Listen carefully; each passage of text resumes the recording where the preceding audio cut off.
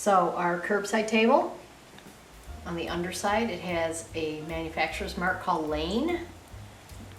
This caught my eye because when I was in high school, it used to be a thing to get a hope chest, and the furniture salesman would come to the school and bring samples and try to get the girls to buy, you know, a full-size chest for their stuff and things. Now, I never got a full-size chest, but this is a Lane brand cedar chest jewelry box.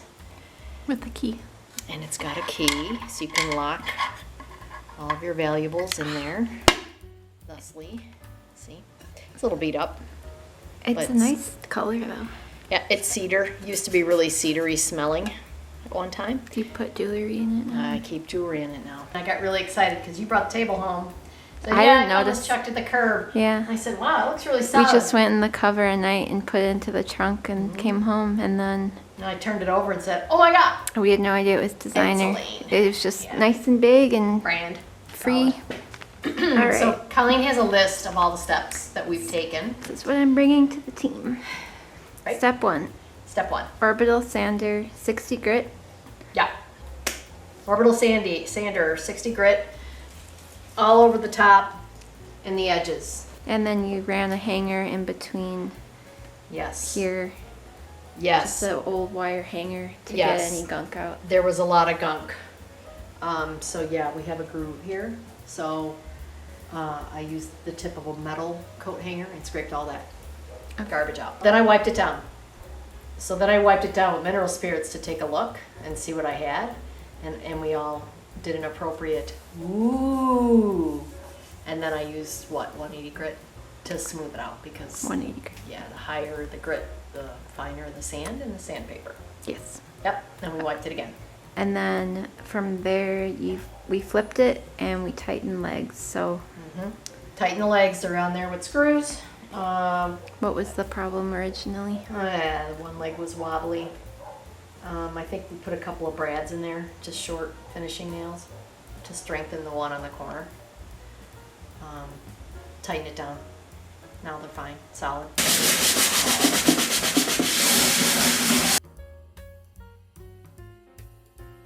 Looks like fire damage to me. Is it soot? So what all went on here? It's seen a lot. Fire, crayons. Oh, okay. You doing a weight test? All right. Yeah. Okay. Do you think it's solid? You think we're gonna be able to get that crud off with the scrub? Yeah? And I took mineral spirits and I wiped the entire underside, including the legs, because it was dirty and there was smoke damage. I think it was smoke damage, fire, gross, and crayon. And so that, you know, you take paint thinner, it's gonna take a layer off and clean anything up. So I did that. Yep. And then you primed the underside. Yes. Then I took our Kills primer and primed the underside. We taped a square around where it said Lane because we wanted to preserve that. There was a partial serial number on there. So we wanted to preserve that little piece. So we taped it and then I primed the whole underside and the legs. Just one coat. One coat primer. The underside of this table, well, this table has seen some wear and tear. It looks like it was in a fire because there's some soot. I thought you were gonna say fight. Yeah, I was in a street fight. Should have seen the other guy. Yeah. So Fire, crayons. yeah, so I scrubbed it all down. And then I put mineral spirits, paint thinner, on the whole thing to get the crayon, the waxy buildup of the crayon off, and any other disgusting residue, what have you. Is it a fuzz? Oh, it is a fuzz. And we let that dry. And now, after some discussion here, we decided we're going to prime the underside right on top of a lot of this. My concern is there might be a smell from fire damage, or if this was in a barn, chucked in the mud, there was mud on here. We don't know where it's been. We don't want to pass judgment, but I'm passing a little bit of judgment. I'm gonna prime all the parts that we're planning on painting, with the exception of this, because we want to leave this brand stamp. Can't really see the serial number anymore, but you can see part of it. But we want to keep that. That's our custom. We did that on another piece of furniture of ours. The primer will help get rid of any kind of stains that might leach through. It'll definitely cover the smoke damage that I didn't get off. Anything that might smell bad, it'll kill it. So that's what we're doing. And then we did 1 coat of parchment paper eggshell paint on the underside.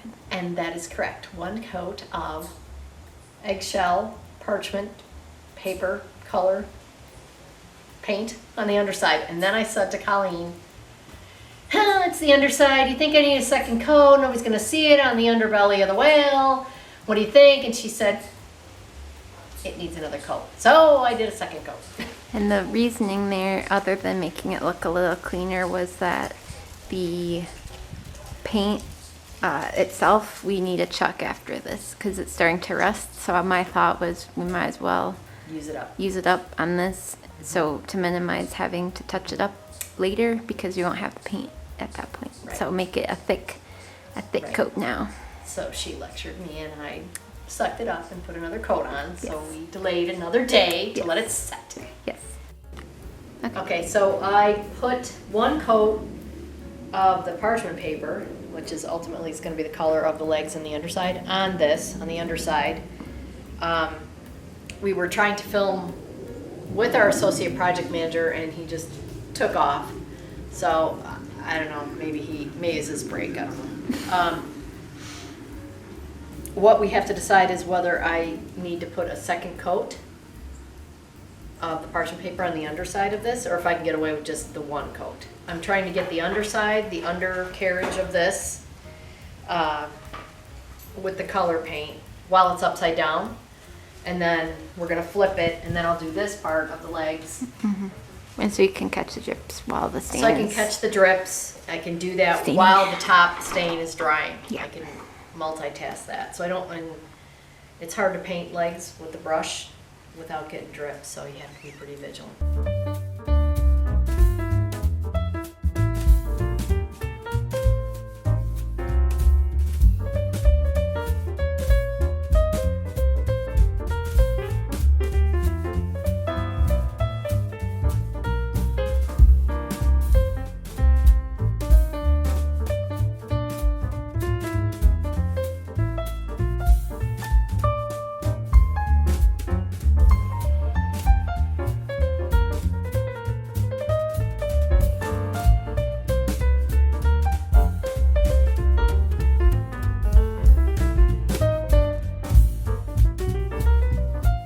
Then, so the table is still flipped. Yep. Then we added leg bumpers. Yes, so then we bought little feet. So 3 out of the 4 legs had these hard plastic tacked in bumpers or feet. Didn't like them anyway, they were worn down, so I popped them out with needle nose pliers and pulled the staples out. And then we purchased 4 new feet, about yay, and about this tall, that are held on with screws. So it's a little bouncier and it holds it up. It'll also protect the floor. Usually we get those hard plastic ones or the metal ones, and we have to put the carpet felt. pads or Yeah. the felt pads on there because it's great for your floor. These ones probably don't have to. I think this is going on tile anyway, so it doesn't matter. Yeah. No, I've never seen those before. They're Yeah, like they're nice. silicone or something. They're nice. All right. So we screwed those in, and then we Flipped it. flipped. Then we flipped. Flipped it right side up, and then I said, oh crap, I missed some spots on the legs because there's a lot of grooves. So then I went around and I touched up the legs. There were a few spots like all around here. A few spots, oh I see another one here, but there was a few spots that I had to touch up again. So it's almost like we had 3 coats on here, but it looks nice. It was It's kind very of a dark finish anyway, so it's a light Yep. paint over dark, needs a lot of coats. Mm-hmm. And then the almost last piece was the staining. Yep, so I taped all on the underside here because I don't want that stain getting on my fresh paint. And then we got dark walnut stain, wiped it on, let it sit, wiped it off and said, wow. Nice. So we had one coat of polyurethane on the table and the nightstand drawer fronts. Let it dry, took the tape off, and I just sanded it, hand sanded it very carefully, went around the edge and the top. Then I tack cloth. So I'm gonna put another coat of polyurethane on both and let it dry.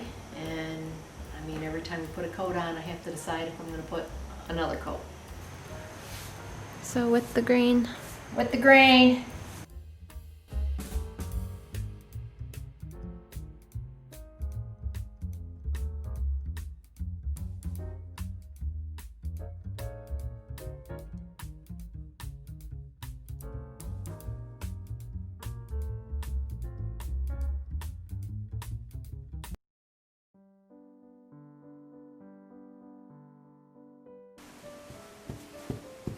Smile for the camera, done boy. All right, so here's our finished coffee table. We ended up putting 3 coats of polyurethane on it. It's really wide. Colleen's been telling me it's hard to get the whole thing in the shot, but we're really happy with how it turned out, and it's perfectly staged for the upcoming holiday. Plenty of room for a charcuterie board or, you know, festive cinnamon drinks. flaming rum punch. Flaming rum punch. And I tried to get our associate project manager to pose. He was sitting right here, but he's got other ideas. He's tired from the long work week. So are you happy with Thrilled. how it looks? Thrilled. You festively adorned it. Festively adorned for the season.